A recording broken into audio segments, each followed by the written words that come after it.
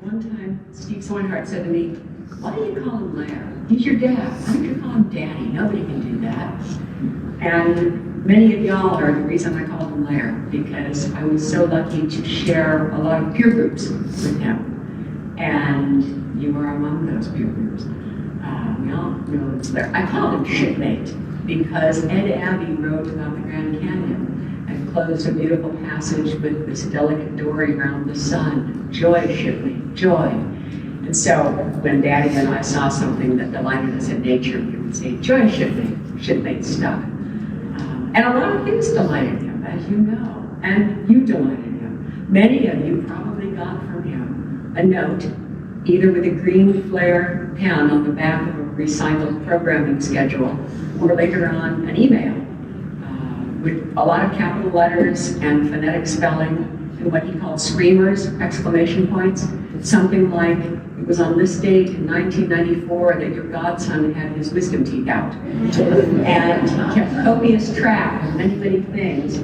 so that we would know he was thinking about us. Because the one thing Daddy never did that I saw was think about himself. He didn't have any game with himself. He didn't fascinate himself. But everything and everyone he came in contact with, he was curious about and interested in. And boy, could that man use his words. You'll get something out of this you didn't expect. Fatigue makes cowards of us all. God isn't done with him yet. 1,000, and about something he said, that's just one of the bright bits I keep in the crow's nest of my mind. My favorite ever was when John Lineberger and I were in Daddy's office about to go with a story, and Dad or I referred to some guy I'd gone out with. And Lineberger said, who's that? Without a pause, Larry says, just one of the spent and lifeless husks bobbing among the flotsam and jetsam of Lisa's life. And he too shall become supersaturated and sink. Some of the best words I ever heard him use were at a similar ceremony. Charlie Beckner, our photog, had passed, and I think Sally had a celebration of life up in a house in the foothills and wanted people to share stories and knew that people are customarily hesitant to do so and asked if Larry would open it. So he kind of stepped out with the sunset in the patio and looked around and reached into his navy blazer pocket, we all remember the navy blazer, and pulled out a folded sheet and said, I got this today. This is the betting sheet that Charlie and I subscribe to. So it's addressed to Beckner Schnebly. And it reminded me of Charlie. And this is going to happen to all of us. Something is going to remind us of him. And the best thing to do when it does is tell somebody else in the area that we just thought about Charlie, because that's going to make us all feel better. So I hope when you get one of those metaphorical betting sheets out of your blazer pocket, you tell me or somebody else something about Lair, because that'll make us all feel better. A friend said recently, we could all use a little more Larry in us. And I know I can. One quick note, we're going to do the recessional in a few minutes, and it's How Great Thou Art. And the reason I'm going to lead it is because I had never heard it until the Grand Canyon Easter Sunrise service of 1991, and that was with Dad. And he said afterwards something like, the only thing in the world better than the second verse of How Great Thou Art is the third verse. And I want that sung at my funeral. So for 31 years, I've been wondering if I'll be able to sing it at his funeral, and if I'll be able to hear him. And I think both of those are going to be true. Joy Shipney. Copernicus, Abraham Lincoln, Glenn Miller, Bear Bryant, Howard Duncan, Don Caneen, and George Wallace are sitting smiling while this new guy, Larry Schnebly, is explaining to them how to play the flip the coin to see who pays for coffee. And today all of them are sharing a laugh because God himself has handed Larry a brand new 3x5 card so that Larry can dutifully track the flipping of the coin to see who pays for morning coffee. At Christmas time in 1991, I was showering, getting ready to come to Christmas Mass, and Dad was getting dressed, and he said, someday, Linz, you're going to be in that shower before going to my funeral. And I want you to know something. I have been blessed with two great gifts in my life. My family and that shower. That shower is the best thing on this planet Earth, you see. One of Larry's greatest gifts was finding joy in simple things, little things. One time when my sister Lisa told Dad that she dreaded his death, he smiled and said, "You would deny me that pleasure?" In his book, A River Runs Through It, Norman MacLean wrote, "Eventually all things merge into one, and a river runs through it. The river was cut by the world's great flood and runs over rocks from the basement of time. On some of the rocks are timeless raindrops.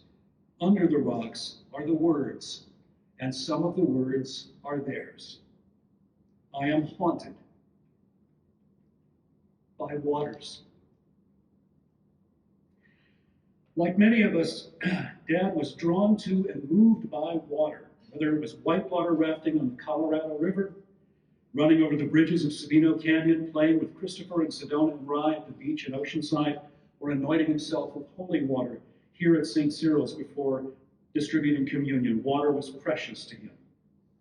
When I was in high school, our grandfather, Ellsworth, died, and I was saddened and a little scared. And that night, as I was going to sleep, I told Dad that Ellsworth's death reminded me that I would someday lose Larry. And he said, "I know you'll be sad, and that's okay, but deep down, I hope you'll be happy for me, because I will have made it to heaven." A few weeks ago, I said to Dad, "Do me a favor, send me some sign from heaven that you have made it there." And without missing a beat, he said, "I'll call you on my cell phone. I hear the cell service is really good in heaven." There's the story of a missionary returning to America from Africa in the late 1930s, and it happened to be the same day that Teddy Roosevelt was returning to America after a long trip to Africa. You have to remember, communication was difficult back then. This man had no friends or family to greet him. They had no idea when he was returning. And he looks out to the harbor in New York, and he sees fireboats spraying arcs of water, and there are school kids waving flags and daytime fireworks and marching bands and confetti. And he says silently to himself, "It just doesn't seem fair, Lord. All these people are here to greet Teddy Roosevelt, and yet there is no one to welcome me home." And that's when he hears God's voice whispering to him, "Ah, you're not home yet." Larry Schnebly is finally home.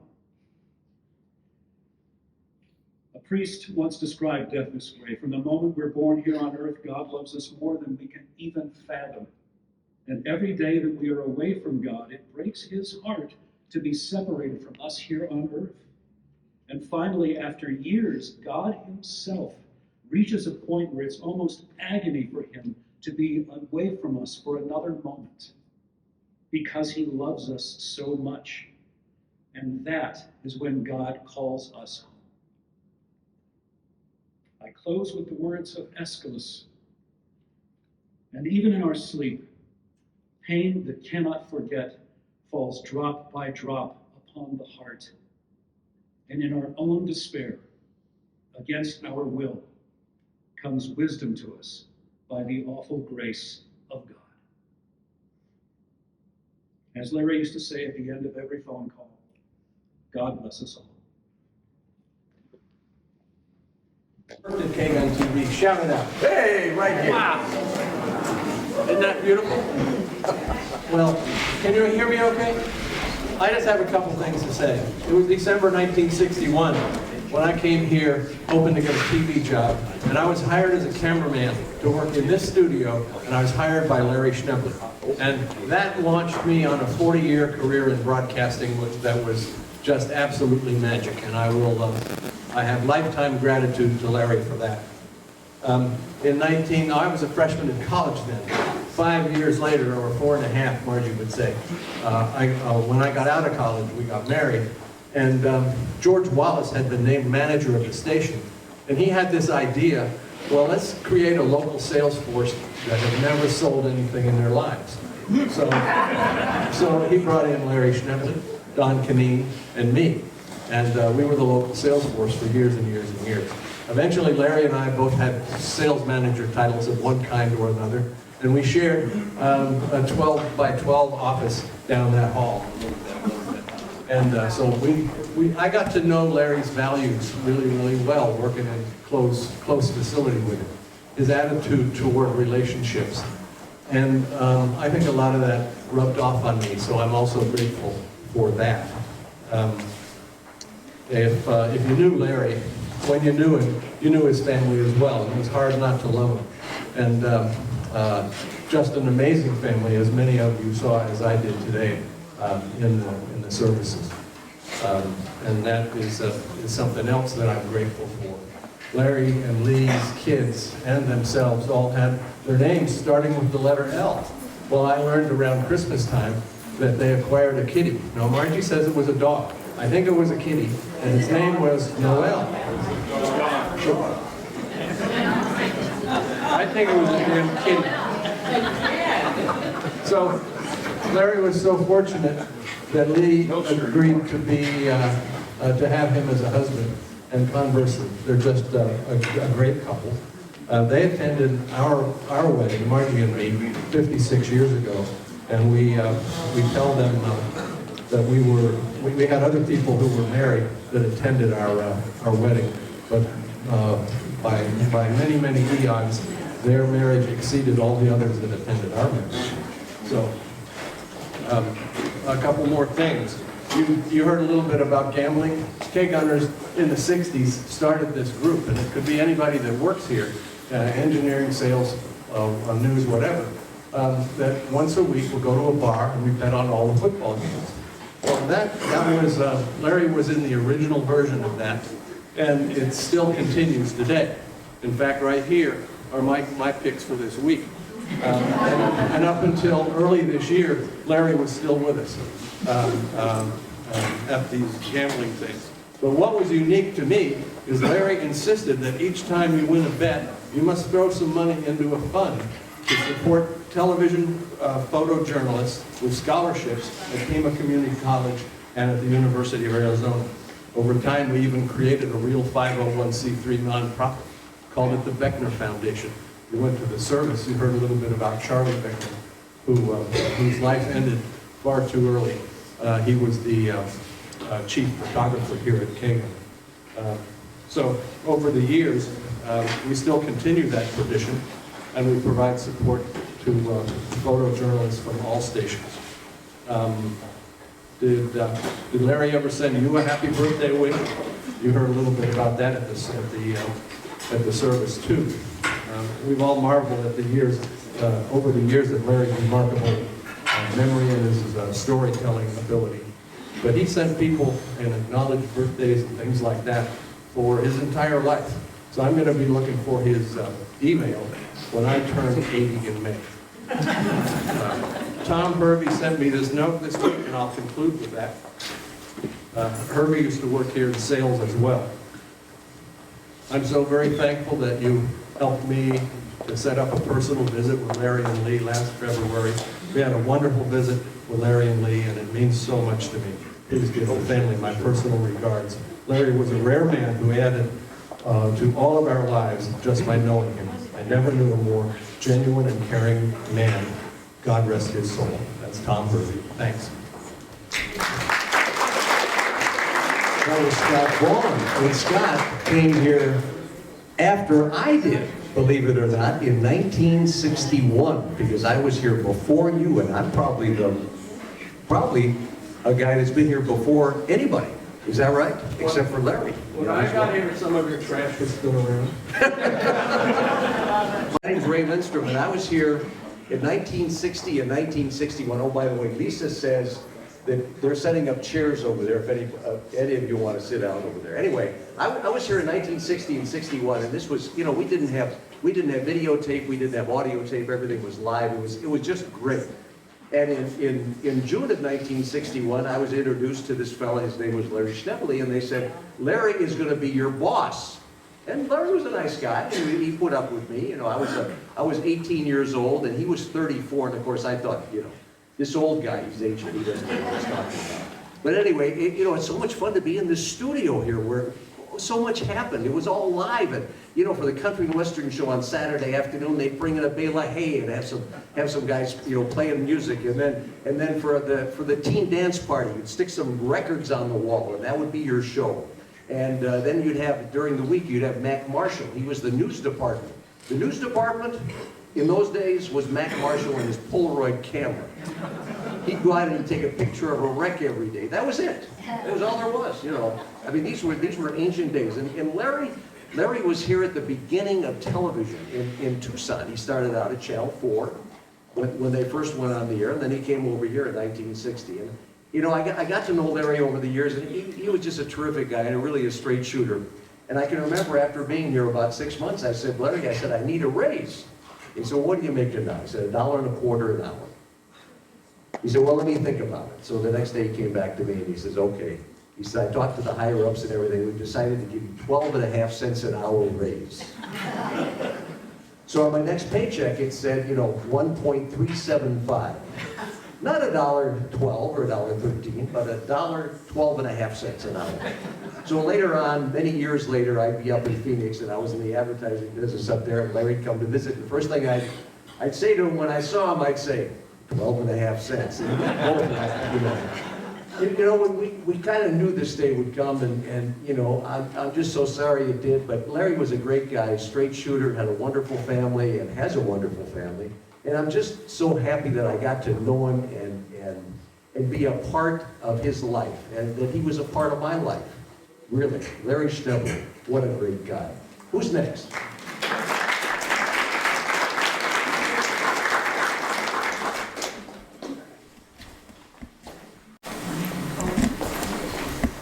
You may not believe this, but I will make it short. My name is Barbara Carrillo, and I remember the first time that it really went.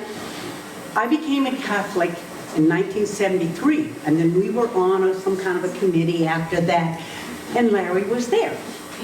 And we were talking, and I said, oh, I'm not sure if what we're discussing in terms of for the priest on what the scriptures were saying, that maybe I should be the one, because I wasn't born and raised a Catholic. And he said, guess what? Neither was I. So I said, oh, okay. So that was the first door. I said, we were the same. And by the way, may I see a show of hands of everybody who's been a Eucharistic minister with Larry? See? So anyway, love the man. I love his wife too. And I just want you to know that I used to always look when it would be Easter or Christmas, and whoever was assigned, and I'd say, oh God, thank God it's Larry, because he would be the other lector that would work with us. So anyway, who's next? Yeah.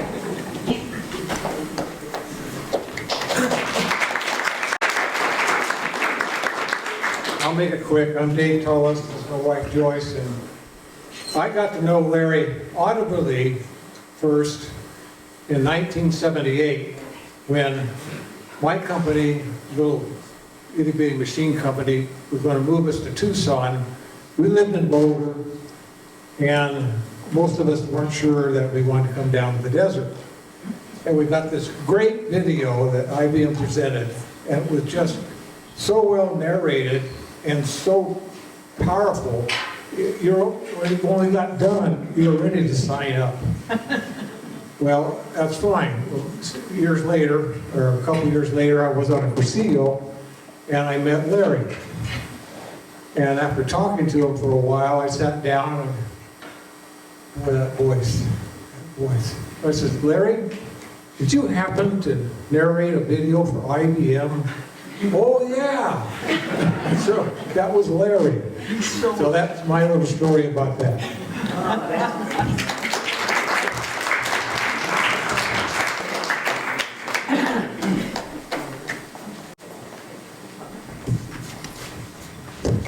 Hello. Is it on? Yeah. Okay. Well, I'm Nina Tresaw, and I used to sit right there every night for 7 years, anchoring the news. when this was Kagan, and it's so weird to be here and see Jack Paris and Scotty Vaughn, and it's strange. But my Larry story is just two stories. One, he was my roommate. When I moved off of news and into public affairs and documentary production, he and I shared a minuscule office. I mean, there was barely enough room for 2 desks. Best roommate we could ever ask for. He was just wonderful. But my real joys were working with him and Jack Jacobson, Jake, and the 3 of us were the anchors for the Jerry Lewis Musqueam District and Telephone for 8 years together. And what an absolute joy. I mean, the man was always joyous. And then there was Jake, who was Jake. And the 3 of us just worked so beautifully together. And that's always going to be one of my fondest memories of Larry, are those long nights, first here in this studio, before we moved to the mall. We would just be here all night. And you really get to know somebody when you do that kind of thing together. So that's my Larry.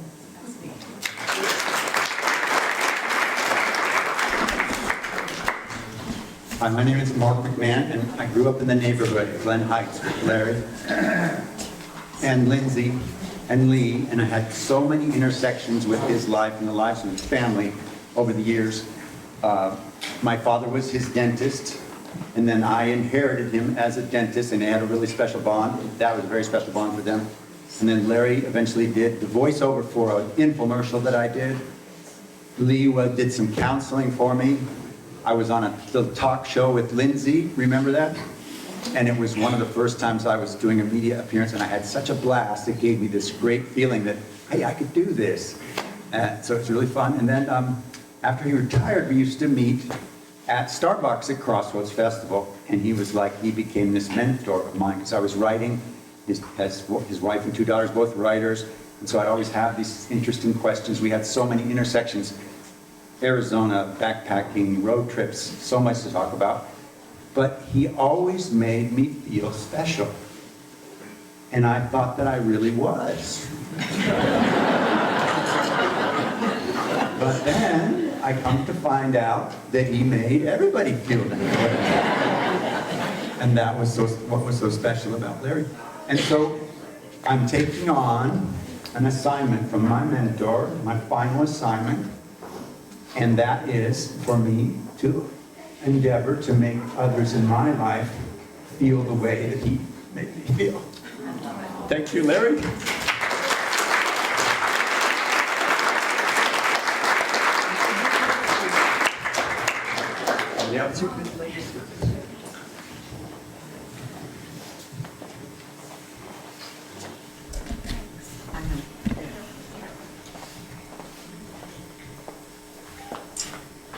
I'm Julie Morrison.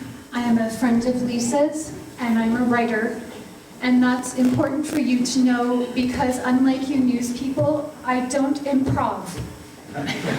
So I have to write things down. I like drafts. Larry, knowing Lisa, I heard lots of Larry's stories and lots of Larry lines.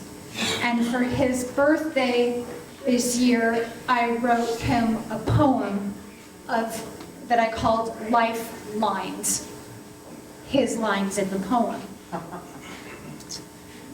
From his story of the Christmas spent with others left alone at a cold mountain campus, continents from home, suggesting that the holiday surpasses black and white, to the doubts expressed a catalytic, let's just try. For those changing matters that the heart can undertake, falling, building, ups to downs that stress and break, he observes the span of choices. There is a long way between marrying the guy and never seeing him again. For the whens that we just can't, forward seems too far, the rough times in the knots of what others plainly are, storming ever closer to where quitting squalls advice to stop and rest, for fatigue makes cowards of us all. How he keeps his peace when it may be all he'll get from some ungodly moment, no. God's not done with us yet.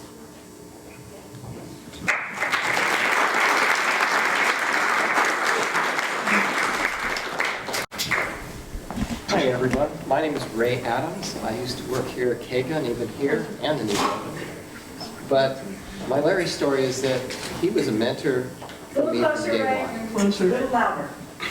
Larry was a mentor for There me you from go. day one. Eat it. And I was actually one of the audio engineers.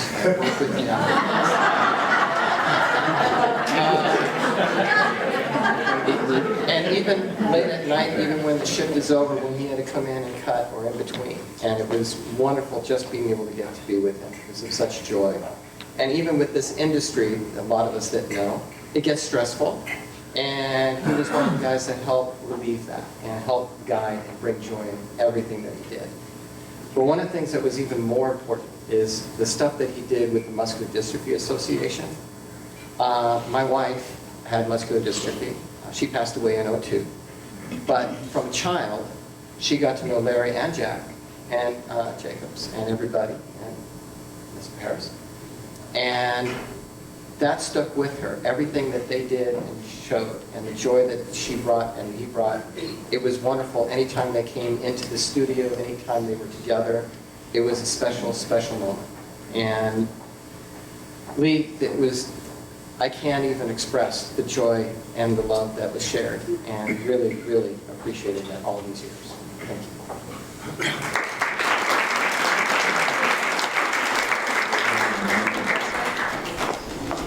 Thank you for that. And Nina Traceoff, would you stand up and give a muscular dystrophy wave or something? You were the partner for so long. No?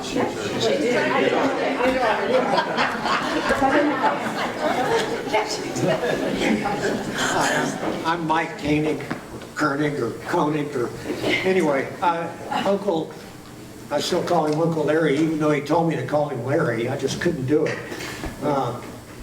He's still my uncle, so I'm going to say he is my uncle. He just happens to be in heaven now. But Larry, a couple of things. One that really stand out to me, we were married, my wife and I were married in May 22nd, back in 1976. And every year, he always remembered and sent an email saying on this day, so many years ago, and every year he did it. It was just, he added the number of years and he would say something very special happened. And I really appreciated that. One story that I'd like to share with you is what he shared with me at the Tucson airport. When this was probably 50 years ago. The Tucson airport was a little smaller, but at any rate, we were standing in a ticket line, and the lady behind the counter there was frustrated. People were mad at her, and she was just, there was a line of people, and Larry said, watch this. He said, you just need to go up and talk to people, and it'll change their whole perspective, and you'll have made somebody's day. And I watched him do that, and I learned a great deal that day from Uncle Larry. That, especially when people are down, bring a little sunshine. And so we went up there, and he said, he told me to watch him. He says, I see you're having a bad day. He said, but he just told her all these good things about what she had done and what she was doing and how much he appreciated her. And her disposition changed immediately. And for 50 years now, or whatever it was, I've been doing that. I hope I'm doing that same sort of thing. I'll never forget that lesson that he taught me. So anyway, he's still my Uncle Larry.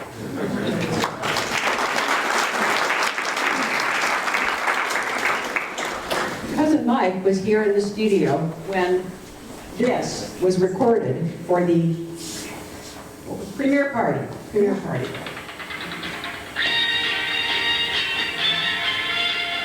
Who remembers this?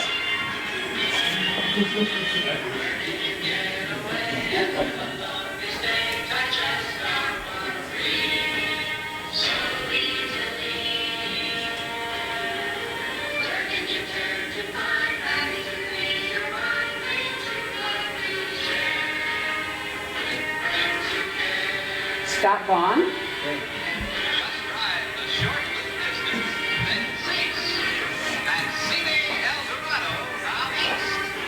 You remember.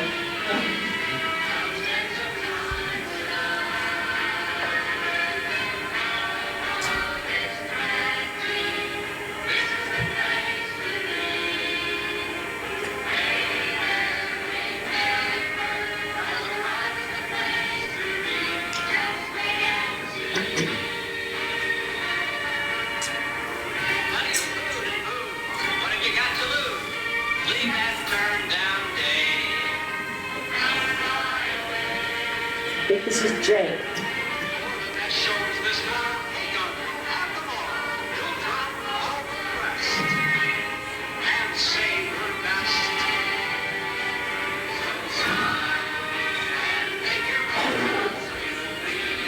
And here comes Larry.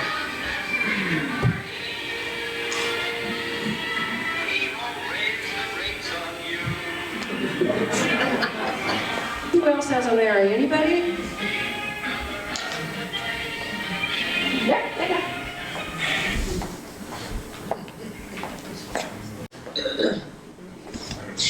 Well, my name is Peter Burnham, and I lived around the corner from Larry on England Heights for a while. And I don't think I've spent more than 3 minutes with him for the whole time I've been in Tucson. But in the early 80s, I tried to run a marathon. And I made some mistakes, and during the marathon, I developed some bad blisters on my foot, on my feet. And when I came into the end of the marathon, it was a track around, a track in a high school. And I realized I had to go all the way around that track. And my feet hurt, and I just slowed down and I started walking, and he appeared at my side.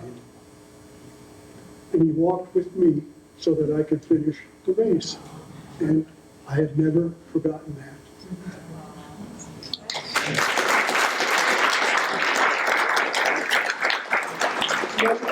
Thank you. Anybody else, or yes? John Oddie, a friend from San Francisco. Hi. Hi, as Lisa just said, my name is John Oddie. This is not so much about Larry, although what I have to say certainly started with him and trickled down. I'm a friend of Lindsay's from college. We met at KAIR and KUAT and worked there for several years. And while I was a student at the University of Arizona, it was not perhaps the best time of my life. There were some challenges going on. And without getting into the details of that, I will just say that Lee and Larry and Lindsay welcomed me into their home on Easter Sunday in 1982 and showered me with love in a way that I have never forgotten. I haven't seen Lindsay in a decade. I can't believe that because it seems like just the other day we're in constant contact. What I know about the family is that love and acceptance and tolerance and joy was pretty much the foundation, at least as far as I was able to see. And it trickled on down to Lisa and Lori, wherever you are. I'm sorry I don't know you as well. And of course, Lyle. You're a wonderful family, and it started with your father. I would advise, someone else already made the suggestion, take Larry's spirit of joy and acceptance and tolerance and encouragement and make that a part of your life. See what you can do. It changed my life. It can probably change someone else's.